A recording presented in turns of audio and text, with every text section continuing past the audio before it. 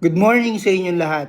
So ngayon, i-explain ko na yung about sa controversial na nangyari sa decision ko personally doon sa battle ni J Black versus Mott, kung bakit na veto yung vote against Mott na na-announce nung una na 3-2 panalo laban kay J Black.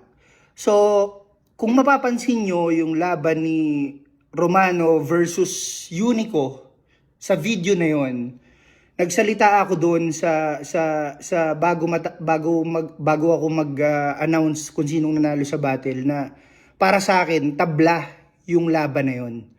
So ngayon, a night before the judging, a night before the event sa Pangil, iminit ko yung mga judges dito sa room ko. So ngayon, sinabi ko sa kanila yung isang house rules na if ever na mangyari, lalo na hindi naman barya-barya yung usapan dito sa Matira Mayaman.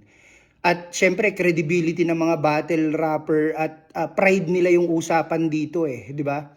So if ever na mangyari na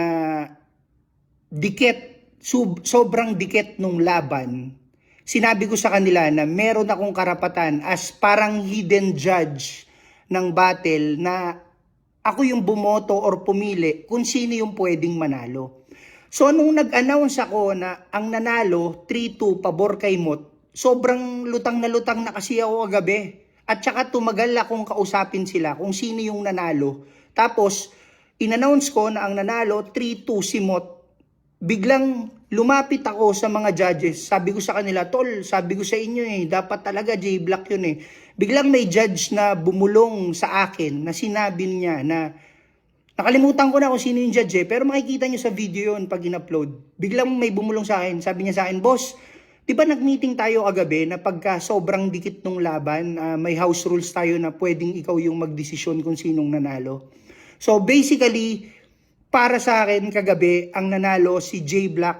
Kaya according sa house rules namin ng judging, ang panalo talaga si J Black. So, para malinawan lang kayo lahat at hindi na kayo mag-isip ng kung ano-ano, panoorin nyo na lang yung video kung bakit ako personally ang naging desisyon ko si J Black sa pag-upload namin. So, gusto ko lang na hindi masira yung credibility ng liga, hindi na maulit yung mga naunang pagkakamali.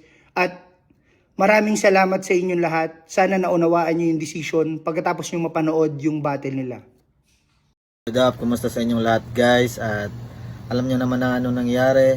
Pasensya sa lahat sa inasal ko at ako ay naging napaka-unprofessional at napaka-spoiled na bata. So ayun guys, at makita naman natin na yung video. Pero para talaga sa akin, nanalo talaga ako sa live. Diba? Para sa akin, hindi nyo maano sa akin yung nanalo ako sa live. Pero pagtingin ko sa video, aminado talaga ako guys na natalo talaga ako. Talo talaga ako sa video. So ayun, naglabas naman na yung pangil sa pangil ng official statement na ako ay nagko-concede at si Mott na yung mag-a-advance para sa second round.